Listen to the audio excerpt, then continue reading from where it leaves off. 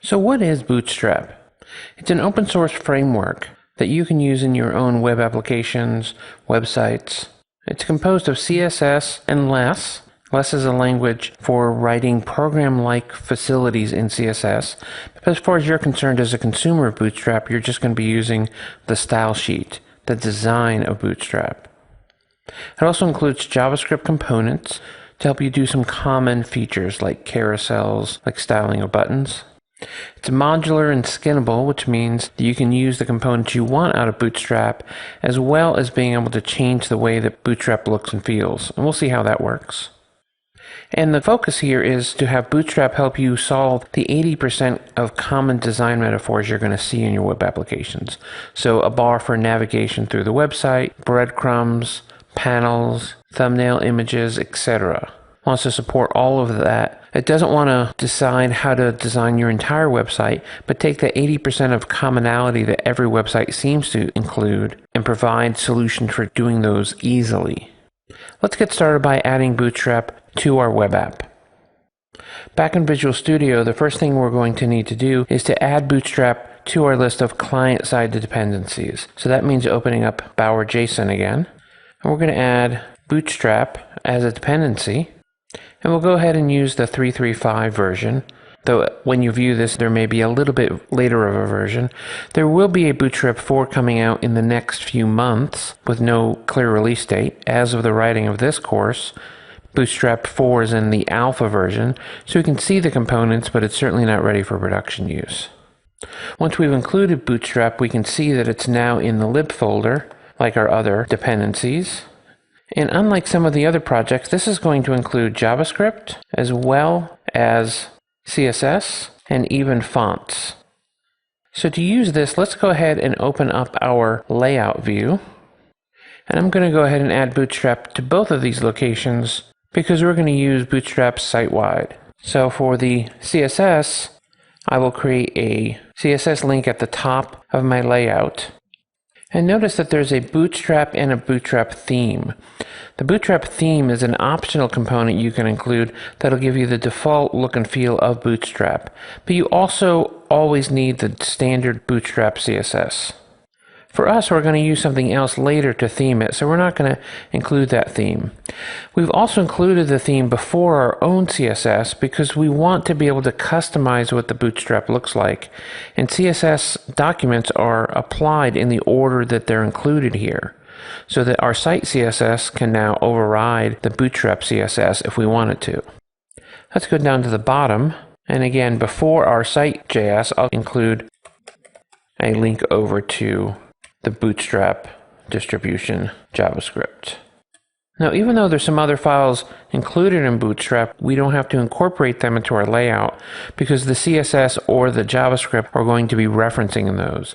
And that's primarily going to be images and font files. With all of that included, let's see what this looks like in the browser. Now, so far, not a whole lot looks different. And that's because all we've really done at this point is include the new CSS, and so we're getting some of the different fonts that we've included here. But we are overriding them with some decisions we made. So let's reverse that. Now that we're going to use a framework for our CSS and components, let's rely on them for the look and feel of most of our website, and only use the site CSS for exceptional cases, like our toggle menu here. So I'm going to go ahead and open up our CSS, that site CSS, and let's get rid of the body tag here and the label and input because we're going to rely on Bootstrap for our form design as well. So I'm just going to comment them out. I'll leave those in for now into the CSS, though I probably would delete them if this were an actual project. But so you can see what we started with, I'm going to leave them commented out.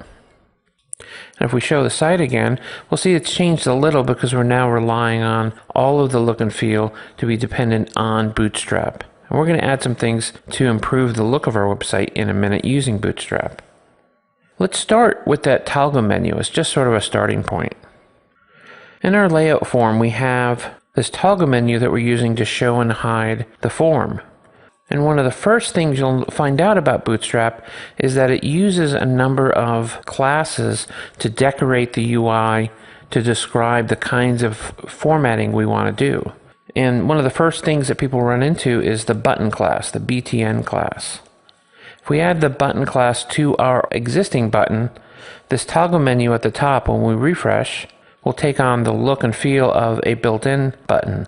But by default, the button itself doesn't have a whole lot of look and feel, so we want to actually make a small change and add as a second class to decorate it what kind of button we want.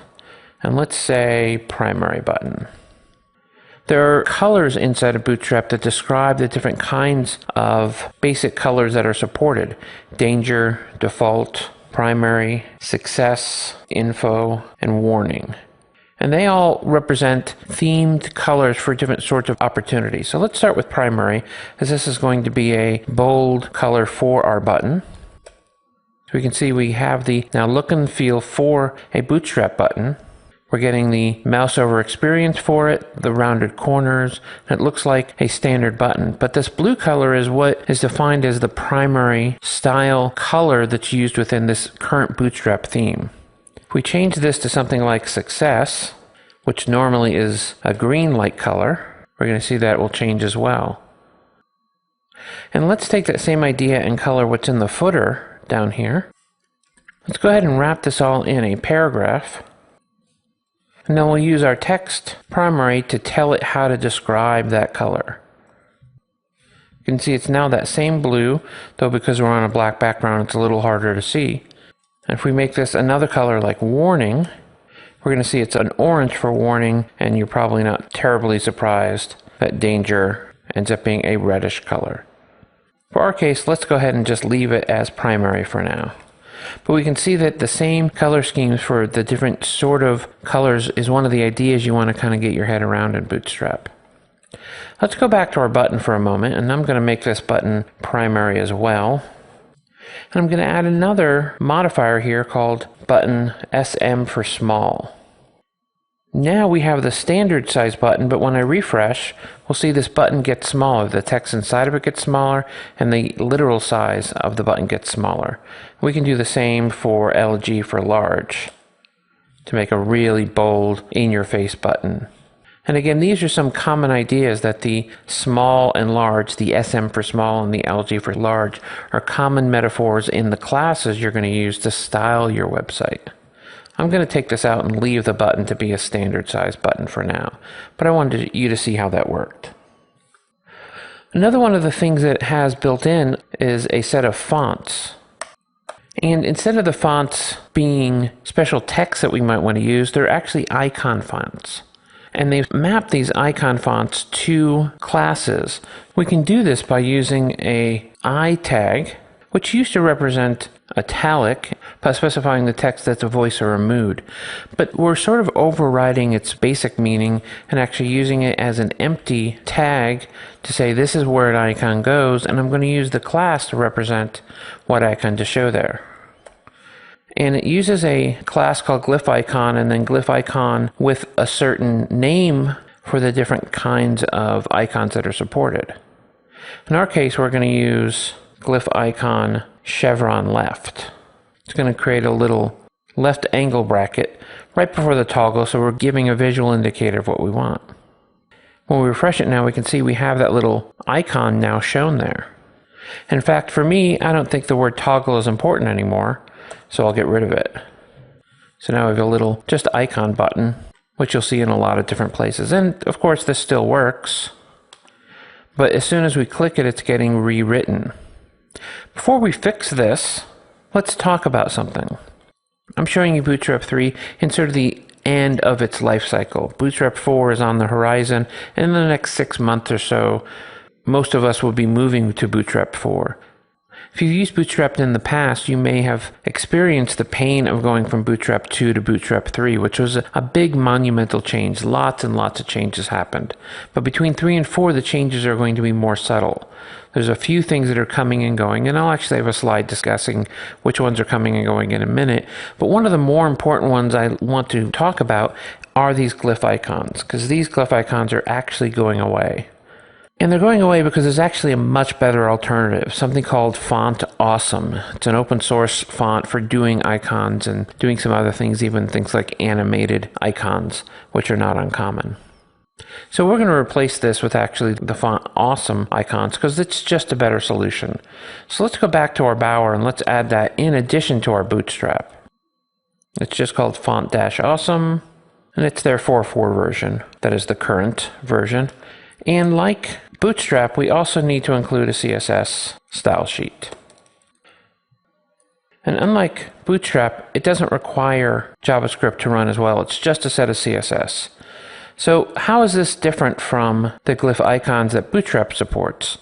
The style is actually remarkably similar.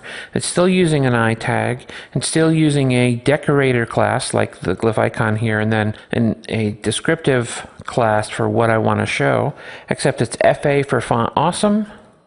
It's FA, and we're going to use angle left instead of chevron left. And with luck, we're now getting that icon as well. And it's a different look and feel. You could choose a larger or more dramatic icon if you want, but it certainly does what we want. But we still have the problem of when we click this, our old JavaScript is doing some things we don't want it to do. So let's look at that JavaScript real quick. And if you remember, this is further down, we were setting the text to show and hide sidebar for us. Well, let's simplify it and just use a change of the font awesome. The first thing we'll need is to get a reference to the icon. Now we haven't named the icon, so you might think, oh, I better go put an ID on this, but we actually don't have to do this. What we can do instead is say sidebar toggle i.fa. Let's talk about what that is. This says, go find the sidebar toggle, and as one of the children of it, find an italic that is classed with, you guessed it, FA. So when we look at this, we can see that this is the sidebar toggle and has a child in it called I with the class of FA. Now, jQuery is going to deal with these classes as individuals. So when I ask for a class of FA, this is going to qualify it. Or I could say class of FA angle left, and it would also classify it. And so here, instead of saying this, I can say icon remove class. And here I'm actually going to remove the angle left, and then I'm going to add angle, you guessed it, right. And then I'll just use some editor inheritance of copying these and just changing these from add and remove. So we should have that experience of switching it back and forth for us. Let's find out. Starting with that left icon, turns to the right, left, woohoo, we got it right. And so the experience we're getting here is what we want, and we're using the font awesome and Bootstrap stylings all together to give us something that represents an icon button for our application.